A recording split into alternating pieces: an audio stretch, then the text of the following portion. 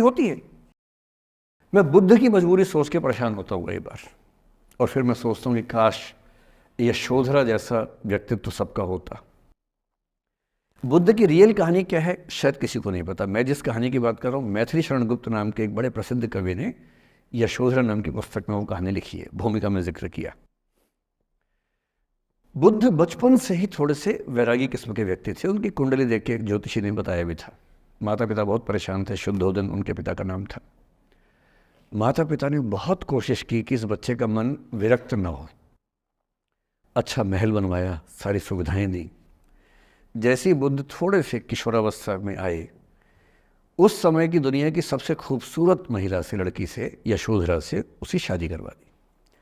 यशोधरा के पिता ने काफ़ी एग्ज़ाम लिए बुद्ध जी के, वो सारे एग्ज़ाम में पास हुए तब जाके शादी हुई, ऐसे नहीं हुई। शादी हुई तो बुद्ध भी ठीक था, रमे रहे उस जीवन में। बेटा हुआ उनका राहुल। अब बुद्ध की विरक्ति का भाव बढ़ता जा रहा था। 29 साल की उम्र के आसपास ऐसा हुआ कि उन्होंने एक मृत व्यक्ति को देख लिया, एक बूढ़े को देखा, एक भिखारी को देखा, एक बीमार को देखा। विरक्त हो गए और उनका मन हुआ घर छोड़ दूं, ज्ञान की खोज में चला जाऊं। अब ज्ञान की खोज में जाएं, उनको पता है कि भाई मेरी पत्नी भी है, मेरा बेटा भी है, राज्य भी है, कैसे छोड़ दूं?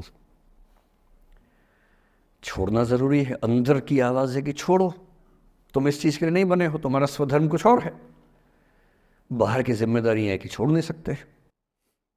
मैं अनुमान करता हूं कि बुद्ध ने शायद अपने पिताजी से कहा हो कभी कि पिताजी मैं बहुत परेशान हूं, छोड़ना चाहता हूं। तो पिता ने समझा बुझा के मना किया होगा कि बेटा शोभा नहीं देता, ऐसा मत करो। हो सकता है पत्नी से भी बात की हो, पत्नी ने भी कहा हो कि ये क्या बात हुई, हम सबका जीवन तुम पे टिका है, बच्चा अभी बिस्तर से भी नहीं उतरा है, अभी तो चलना भी नहीं शुरू किया है, तुम ऐसी बात कर रहे हो।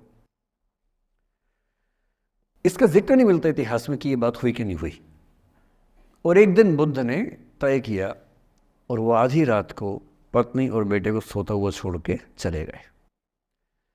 इसको बौद्ध परंपरा में महाभिनिष्क्रमण कहते हैं, बुद्ध का अपने घर से निकल जाना। अब बुद्ध चले गए, लेकिन मैथिली शरण गुप्त यशोधरा के पर्सपेक्टिव से बुद्ध को देख रहे हैं।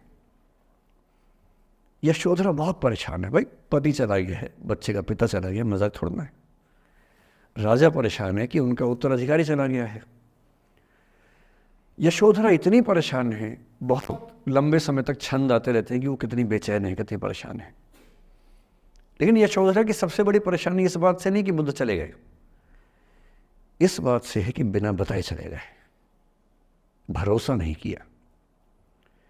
और वो अपनी सहेली से कहती है, सिद्धि हेतु स्वामी गए, यह गौरव की बात। मुझे गर्व है कि मेरा पति इतने महान काम के लिए गया है।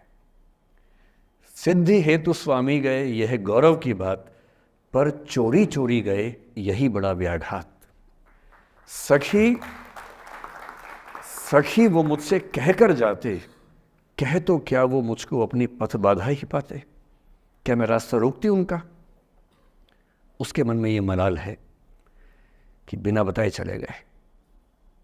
वो इस भाव को लेट गो नहीं कर पा रही है, परेशान है।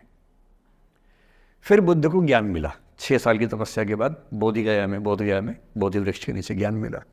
बात फैल गई। जो 5 शिष्य बुद्ध को छोड़ के भाग गए थे उनके बुरे वक्त में, उन्हीं 5 को बुद्ध ने सबसे पहले ज्ञान दिया सारनाथ में, जिसको धर्मचक्र प्रवर्तन कहते हैं। बुद्ध की ख्याति बढ़ने लगी। शुद्धोदन ने बुद्ध के पास, अपने बेटे के पास कई लोगों को भेजा ये कहने के लिए कि भाई यहां भी तो आओ, हमसे भी तो मिलो।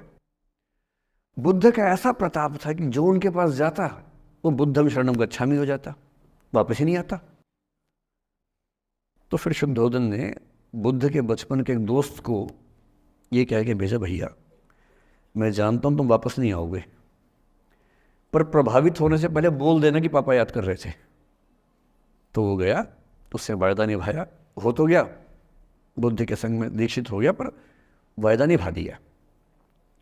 तो बुद्ध ने कहा जरूर जाऊंगा, पिताजी की आज्ञा है तो जाऊंगा ही जाऊंगा। बुद्ध पहुंचे अपने कपिलवस्तु, जो अपना इलाका था, वहां पहुंचे। पूरे कपिल वस्तु में, नेपाल सिद्धार्थ नगर से नेपाल जाएंगे तो नेपाल बॉर्डर पे ही कपिल वस्तु है। मैं देखने गया था वो जगह जहाँ बुद्ध पैदा हुए थे, बड़ा सुंदर स्थान है, आप भी जाकर देखें कभी। तो बुद्ध पहुंचे रात को, एक धर्मशाला में रुके। अब वहाँ हल्ला मच गया कि राजा का बेटा धर्मशाला में। बुद्ध ने कहा भाई मैं देखो राजा का बेटा बन के नहीं आया हूँ, मैं बुद्ध बन के आया हूँ।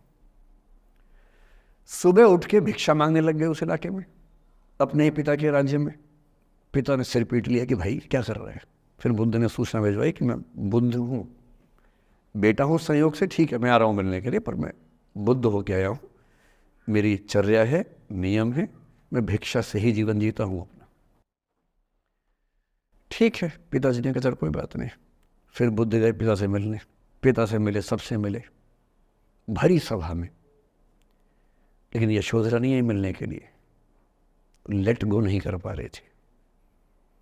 उसके मन में दर्द था, छुप के क्यों गया, बता के जाता।